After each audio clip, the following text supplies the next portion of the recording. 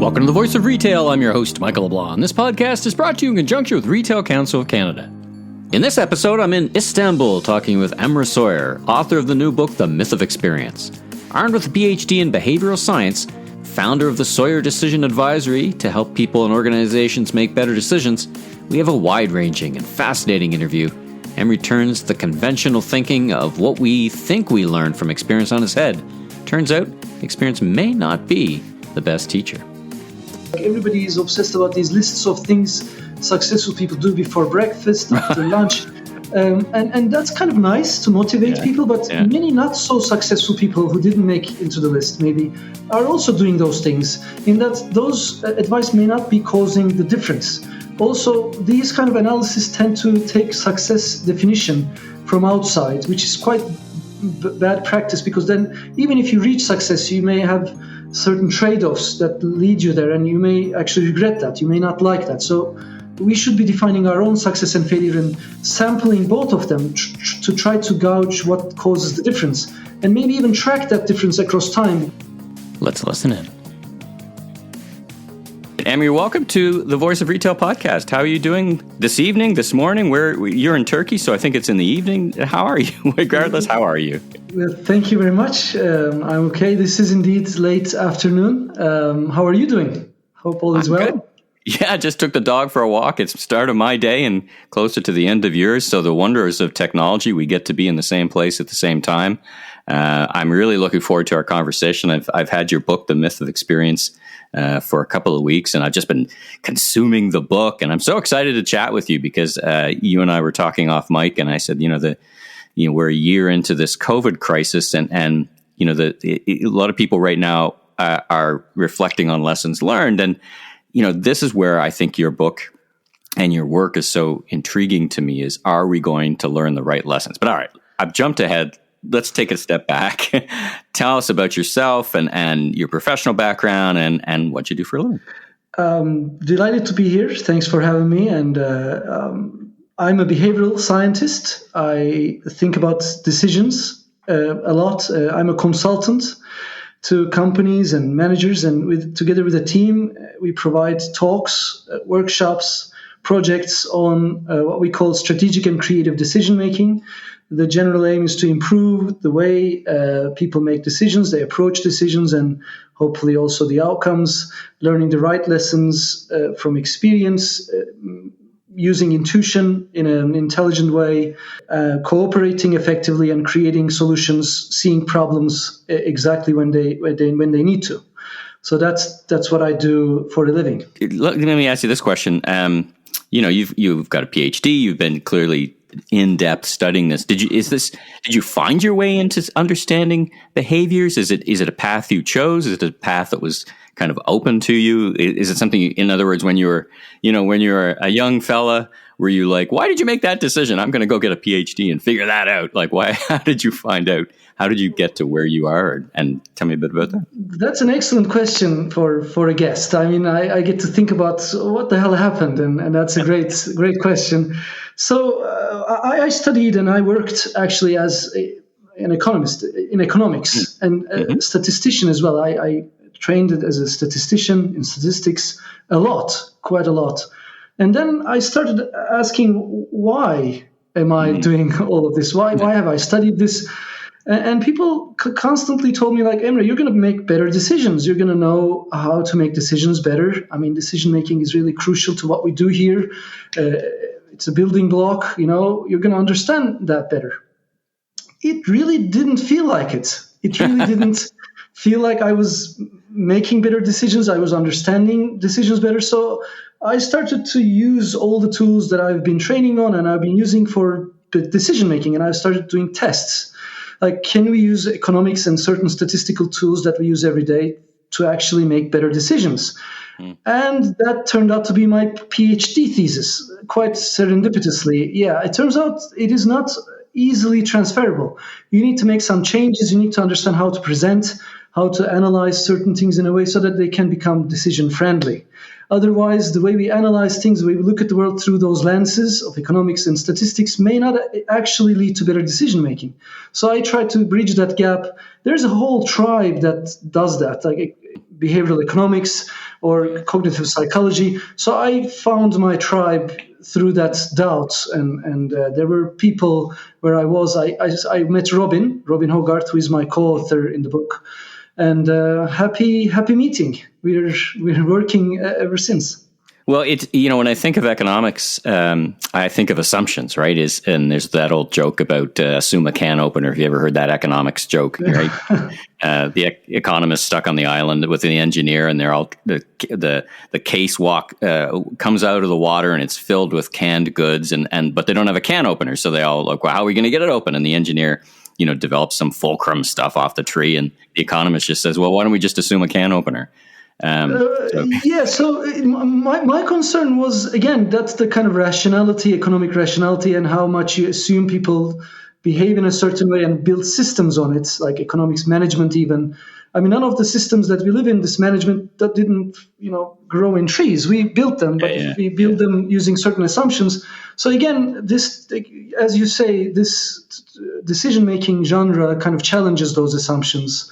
And also provides, hopefully, tools to make sure that people can learn the right lessons from experience, for example, and make better decisions sustainably.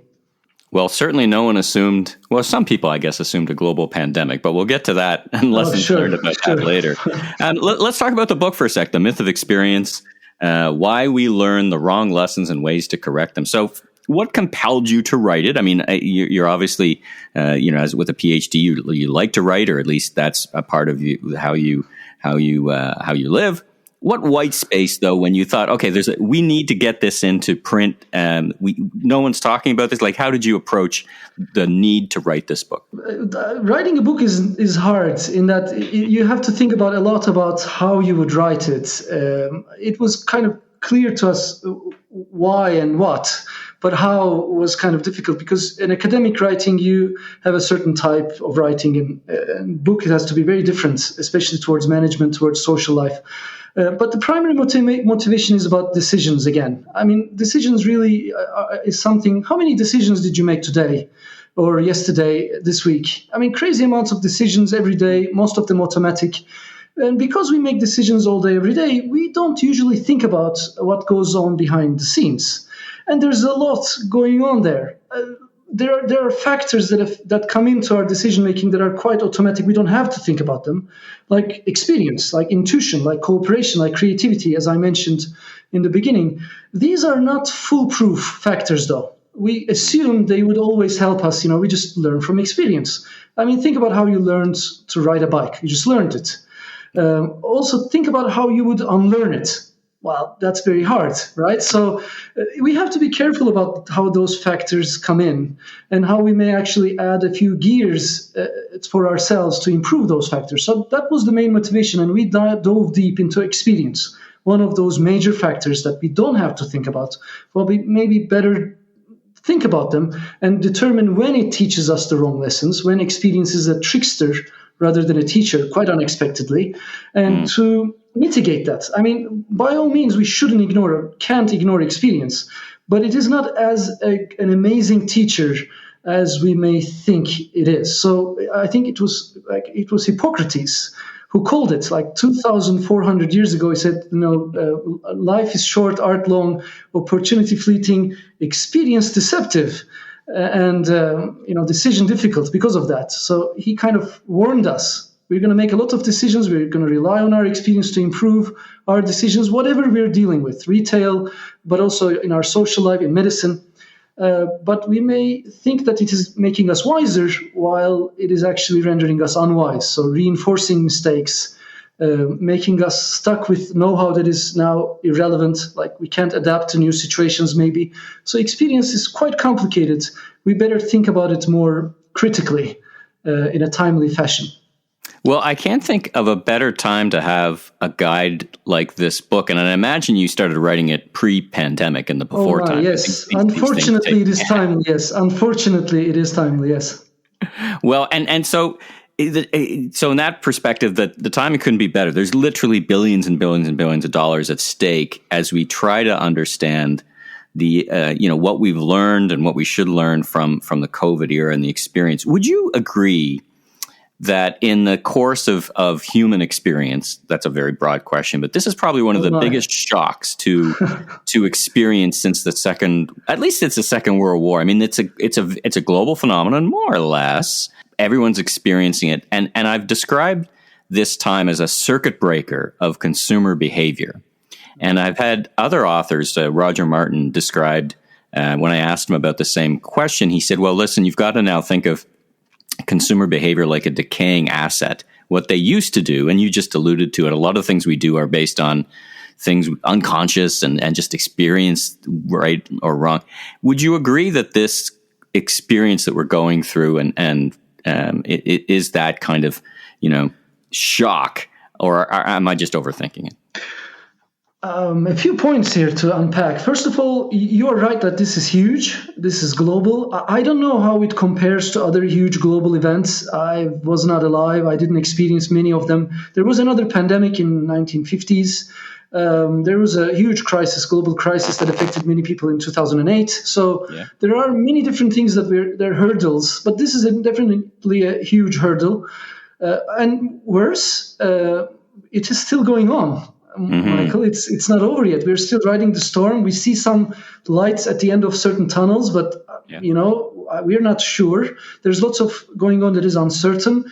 Yeah. Definitely, it's a huge event. Definitely, it is going to kind of break certain things that were, in terms of experience, many things will be obsolete. So we're going to have to adapt to maybe a new normal, as they call it, or we're going to have to also learn from this, hopefully, so that next time around we can cope with it much easier, or hopefully prevent the next time around. It would be best if we hadn't experienced this.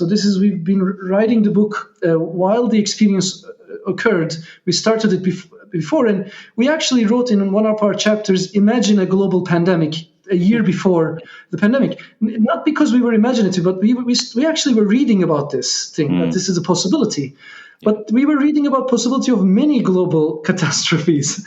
So the probability of one catastrophe or one rare event occurring may be small, but also the probability of no rare event occurring is also small in the next years, in our lifetime maybe. So this was, unfortunately, now, it would be great if we hadn't experienced it, but now that we are experiencing it, we better learn the right lessons. So I hope the book could actually open up many kind of new ways of thinking about experience and how we can learn from rare events. We can learn from a change and adapt quickly, maybe shedding our previous experience or unlearning it in a more controlled way.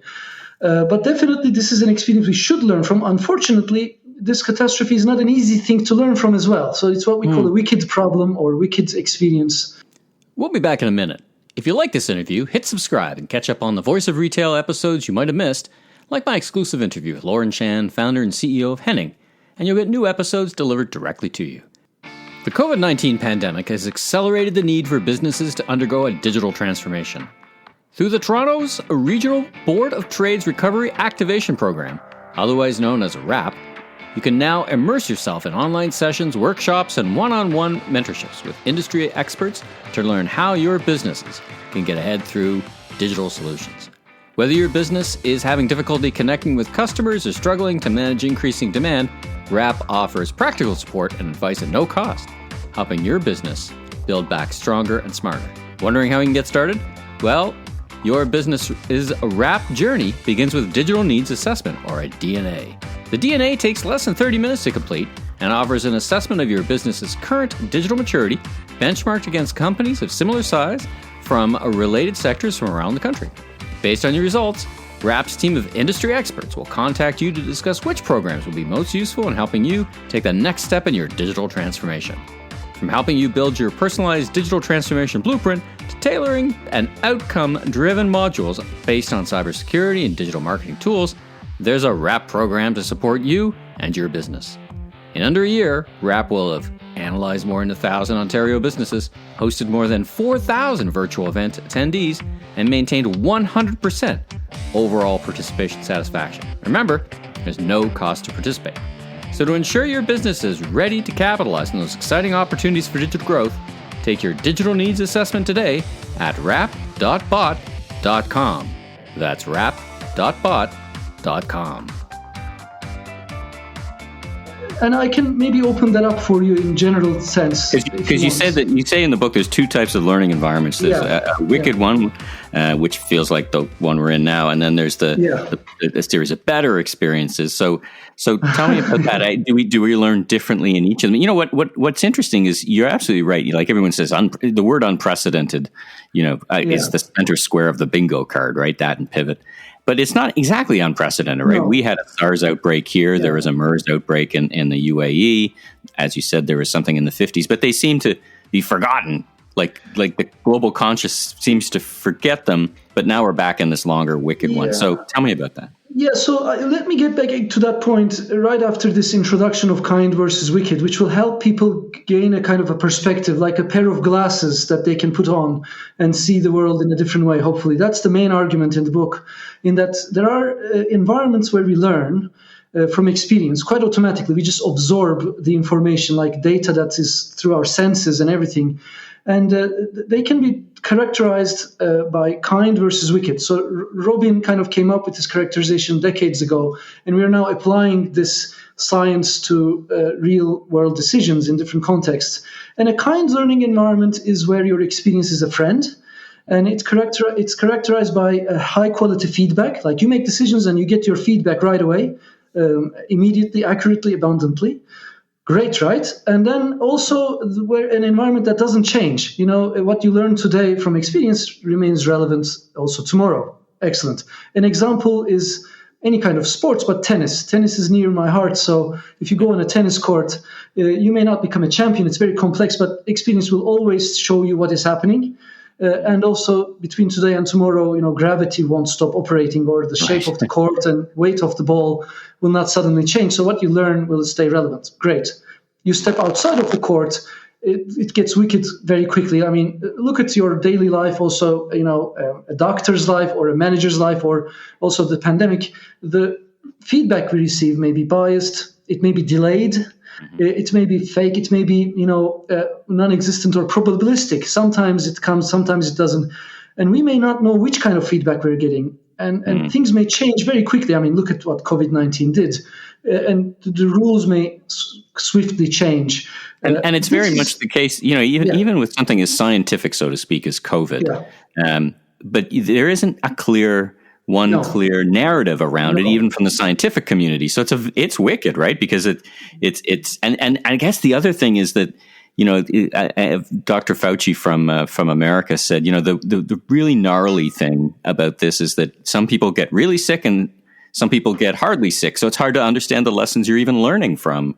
There's so many problems with this. Yeah, there's so many parts of wickedness. I mean, for example, you employ a strategy, you'll see the results in 2 weeks, 3 weeks. So there's a delay. So that delay is very difficult. So hospitalizations will come even maybe later. So what you do today, how are we going to evaluate that? Also, these rare events are terrible to learn from experience when they start. Like they go zero for a very long time. And it's very, very important for us to learn from experience, and we generally kind of adapt to the recent experience. So we optimize all our businesses, the way we do business with respect to the last 5 years, maybe last 3 years, which is very healthy to, adapt to new developments. But then something breaks that pattern, and it doesn't break immediately. It starts slow. Like remember the first 3 months of 2020. Yeah. We say this is a problem, yes, but this is not a big problem. Like, we can deal with it with the systems in place. People die from other diseases. People are, get accidents. But this is a non-linear problem. So the next day it will be very difficult. It's going to start shooting up, and it did. And it's kind of a problem that our experience doesn't relate with. It's similar to CO2 emissions. It's similar to antibiotic growth, for example. All those things may cause a problem in the future. We don't experience it now, but they're brewing behind the scenes slowly in a nonlinear way. So we have to go beyond our experience to maybe challenge the way we do business, the way we optimize our behavior. You speak of traps in the book, and this is one of the kind of things I like the most about it, is the traps of learnings from failures or successes. So I think you said it earlier, is making mistakes. It's often, you learn from making mistakes. Is that a trap, or is there some truth to it? And where do you sit on that? This is a deep question because we like learning from successes, for example. We like emulating successes. We don't necessarily like learning from mistakes, failures, but we do that anyway. We argue that both of those methods, like learning from successes and learning from mistakes and failures, both of those may have certain traps, quite elusive traps. I can give you an example from the mistakes side. Let's say you're learning from your mistakes, from your failures. And what companies and managers usually do is they dive deep and try to find root causes of their failures. They find some common elements across many failures. And then they try to eliminate them. This is quite costly, but supposedly beneficial. We would argue that there are traps, as you called them. For example, what if those root causes that you found by predominantly focusing on failures, what if they're also common in successes? Then you eliminated something that might not have made a difference at all between success and failure. So the trick is to find the difference, the causal difference between success and failure. If you look at only failures, you will miss that. Another trap is, what if successes had something kind of small that failures didn't have? You miss that completely because you're only predominantly looking at failures. And more importantly, there's a chapter on this, unfortunately, in the book, once again, is that many people miss success, like failures. When they look at failures predominantly, again, they miss successes, but behind them there are failures. So there are failures that are masquerading as successes. So they have either bad processes, they got lucky, or certain bad processes that actually are kind of deceptive. They can lead to scandals. Like look at the emission scandal, look at Madoff, look at Enron, even 2008 crisis, where because we were obsessed with what was going wrong, maybe because our job is to kind of make them better. But there were many successful outcomes behind which there was something brewing. And we didn't notice that until it was too late. So it's such an intriguing observation. In my career as a retailer, you would often have, post-mortems, as we would call them. Yeah. And often the post-mortems were around things that didn't work the way you thought they would be. So in other words, your post-mortem time is mostly spent on failures, and the successes were like, that was great, let's do that again, let's move on. Like, yeah, so you know what I mean? Yeah, like it's your job also. You gather the team together. What went wrong? Let's figure it out. But you might go out for a drink to celebrate a success, but you wouldn't have the same kind of post-mortem about, wow, we really knocked the cover off the ball on that. How did we do that? And that's such an intriguing idea. We would really disagree with that approach. We would also disagree with the opposite. Don't get me wrong. I mean, don't go around and benchmarking successes, which we like. I mean, we wrote a piece on that. Like everybody is obsessed about these lists of things successful people do before breakfast, after lunch. And that's kind of nice to motivate people. But many not so successful people who didn't make into the list maybe are also doing those things, in that those advice may not be causing the difference.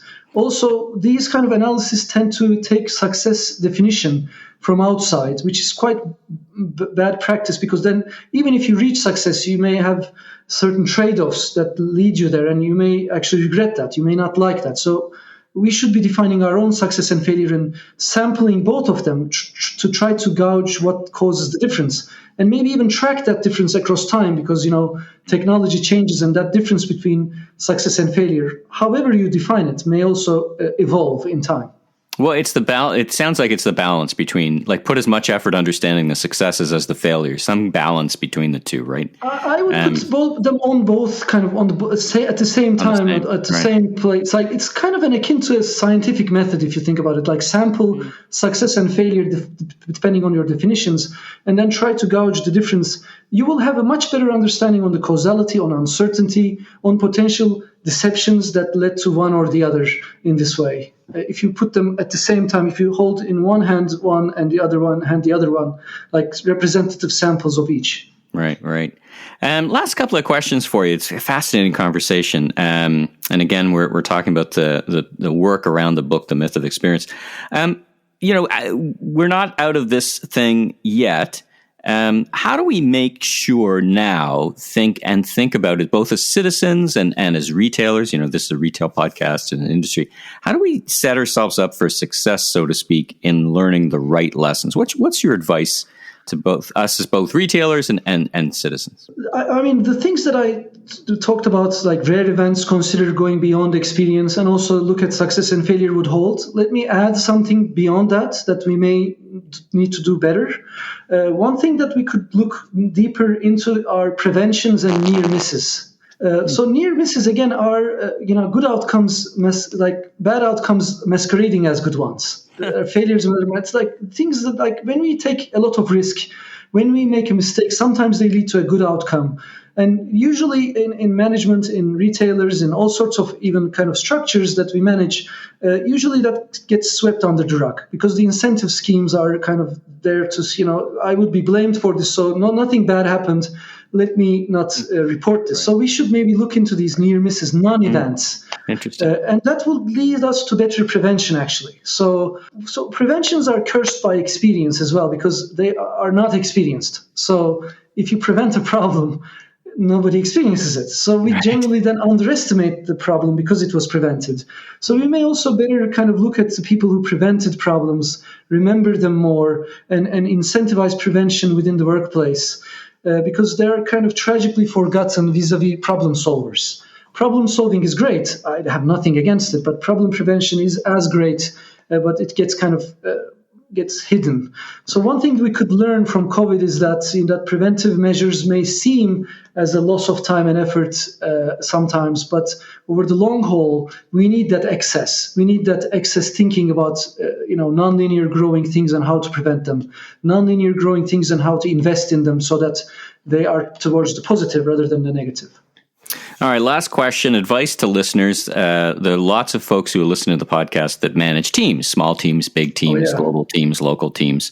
What's your advice to the managers and executives on how to direct or inform or help their teams to look at the right problems and get the valuable solutions, like from the ground up? What's your advice on that? So let me also look at this from the lens of wicked versus kind experience. That's my main job here. There are many advice that one can give, but my advice would be diversify your teams vis-a-vis their experience, and then leave them alone a little bit. In my practice, I do something called the Senate of Managers, and this is the mid-managers. They're stuck kind of in a very healthy place in the company. They know the company inside out, but they're also stuck in that they want to go move up in the ladder and they don't have much time. So I'd urged executives to give small pockets of time and energy for them to meet, like a handful of them, and then talk to each other about their problems, and each of them can bring their own insights to each other's problem.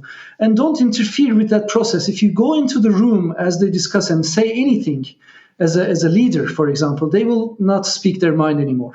Right. Also, even if you roll your eyes, that's enough. You don't have to actually speak. Yeah. So I would leave them alone, let them, think about each other's problems, bring each other's experience into the mix, and report back to you about certain threats, certain opportunities. And you will see lots of things that may be missing from your view, from up high in the mountain, but might be kind of lurking in the processes that you're concerned with inside the machine that you're managing. And what I love about that approach, and you make this point in the book, is that a lot of people, let's call them mid-managers, are really busy. And the fear behind it is, if I have a great idea, somebody's going to say, well, Mike, that's a great idea. Go do that. Like, in other words, well, geez, that's more work that I'm taking on. Where what you're recommending, this Senate, is bring them together, have ideas come out, and then let the senior managers decide how to allocate the work in some way that it doesn't get tattooed, so to speak, to the person who came up with the great idea. But somehow you've got to reward them anyway. It's complex, but it's a wonderful idea. Yeah, it is kind of a distributing the responsibility of ideas, but also it packs a punch in that, like, it has a negotiation power. Like, they can also help the management understand that some problems are really important in a timely way. And this also cuts through that politics of a day-to-day. I mean, it's quite mind-numbing, the politics of how to talk, what to think, and what they will say. So it cuts through that a bit and lets them freely flow ideas and build on each other's problems and experiences. Of course, it needs to be mitigated a bit, but then once it's settled, it can be quite sustainable. And it only takes maybe a few hours a month, maybe like 3-4 hours a month. So it is an excess thing, but we need to kind of keep these pockets, keep these extra things for our long-term resilience against crises like this, or maybe local crisis even. Right. Well, listen, it's a great way to wrap up our conversation. Again, the book is The Myth of Experience. And Emre, thank you so much for joining me on The Voice of Retail. It was a great discussion, and thank you so much for taking the time to speak with us. Thank you for having me. Delighted. Thanks for tuning into today's episode of The Voice of Retail. Be sure and subscribe to the podcast so you don't miss out on the latest episodes, industry news, and insights. If you enjoyed this episode, please consider leaving a rating and review, as it really helps us grow so that we continue to get amazing guests onto the show. I'm your host, Michael LeBlanc, president of LeBlanc Company Inc. And if you're looking for more content or want to chat, follow me on LinkedIn. Visit my website at meleblanc.co. Until next time, stay safe and have a great week.